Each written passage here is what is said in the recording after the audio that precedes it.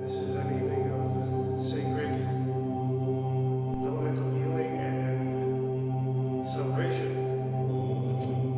And tremendously gifted artists, beautiful visuals.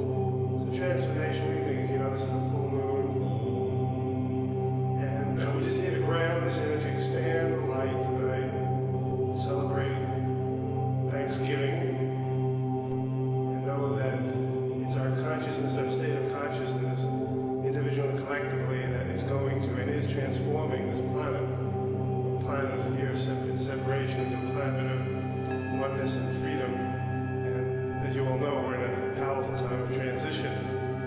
So our challenge is not to go into fear and negativity, but to stay grounded in the light, which is rooted in the good, and know that there is a plan for humanity, and we're all part of that plan.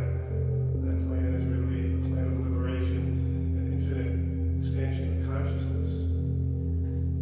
So it's always good to stay positive and optimistic, because if you are positive and optimistic, it means you're connected to the ever-unfolding progress of the universe. So as you know, this is a grand experiment here on planet Earth, and those of us who are choosing love and unity and oneness and consciousness will continue to evolve and expand. And those that are choosing fear and negativity are going to have that reality come forth in their immediate. So what's happening now is our thoughts, our words, our emotions, our deeds are coming back to us very, very quickly.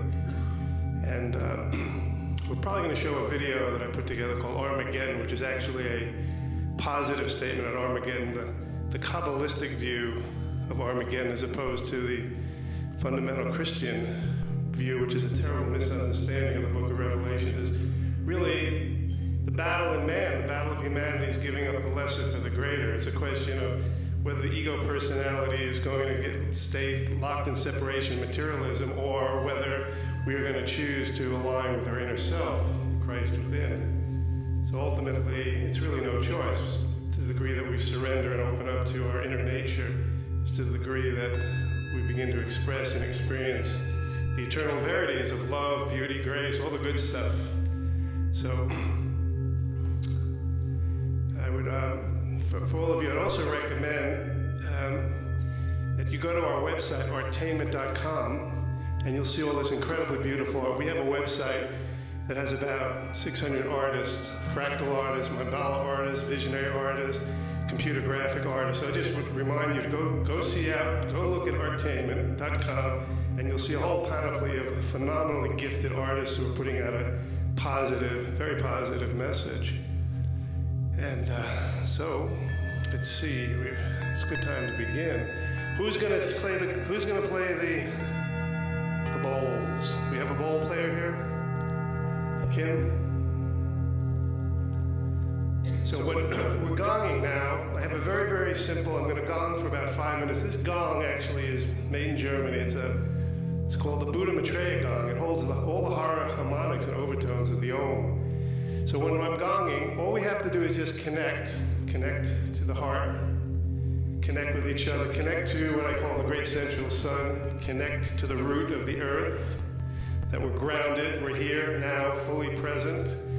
And then we ask that our hearts connect with the heart flame of humanity, because in truth, we're all one. Everybody knows that all the great teachings have always said that it is one being, one consciousness, and that, according to the Hindu perspective, it's all a big play of Shasta Lila.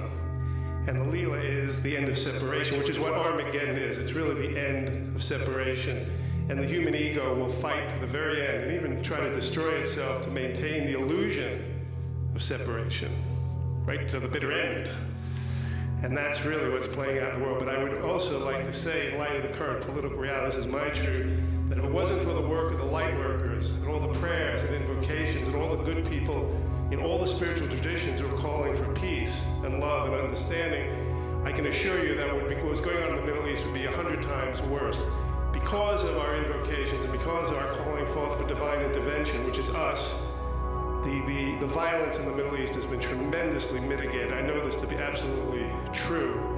So we'd also like to honor, in a very deep way, those beings, those innocent people who've lost their lives, Iraqi civilians, American soldiers who've given up their lives, and knowing that in truth there's a tremendous amount of love being brought to the Middle East, and those beings who have lost their lives and are suffering, we can send light and healing and blessings to all people who are suffering on this planet. And of course we know there's a tremendous amount of that going on. And of course our job is to transmute the suffering in our own self, because the more that we can open up to the truth of who we are, the beauty of who we are, and the good of who we are, then we are doing the alchemical work of becoming total positive co-creative entities, which is what our purpose is, to anchor the good.